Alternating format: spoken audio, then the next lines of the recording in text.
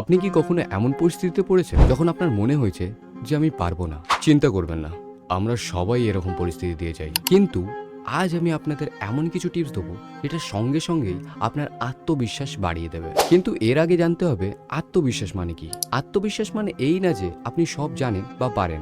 আত্মবিশ্বাস মানে হলো আমি চেষ্টা করব এবং আমি শিখে নেব, এই মানসিকতা। এটা যদি আপনি বিশ্বাস করতে শুরু করেন, আপনি অটোমেটিকলি আত্মবিশ্বাসী হয়ে উঠবেন। টিপ নাম্বার 1, শরীরের ভাষা বা বডি ল্যাঙ্গুয়েজ।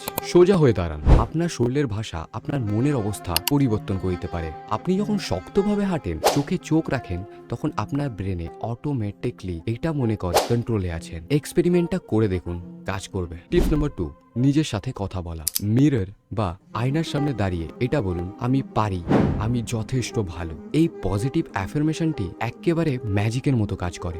শুরুতে ফালতু মনে হলেও ধীরে ধীরে আপনার মন এটাকে বিশ্বাস করতে শুরু করবে। টিপ নাম্বার 3, অ্যাকশন নিন। সোচেন না, কাজ শুরু করুন। অতিরিক্ত চিন্তা আপনাকে পেছনে টানে। আপনি যত বেশি অ্যাকশন নেবেন তত বেশি আপনি আত্মবিশ্বাসী হয়ে উঠবেন। প্রথম ভিডিও বানানো হোক বা প্রথম কোনো স্পিচ দেওয়া হোক বা পাবলিক স্পিকিং, যাই হোক শুরু করুন, পারফেক্ট হোক বা না হোক। টিপস নাম্বার 4 আর ফাইনাল টিপস, নিজের ভয়কে চ্যালেঞ্জ করুন। আপনি যেই জিনিসটাকে ভয় পাচ্ছেন করতে সেটাই করুন। প্রেজেন্টেশন, পাবলিক স্পিকিং, কারোর সাথে কথা না বলতে পারা।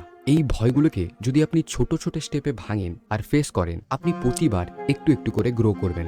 ভয়কে জয় করা মানে আত্মবিশ্বাস তৈরি করা। আত্মবিশ্বাস কোনো ম্যাজিক নয়, এটা অভ্যাস।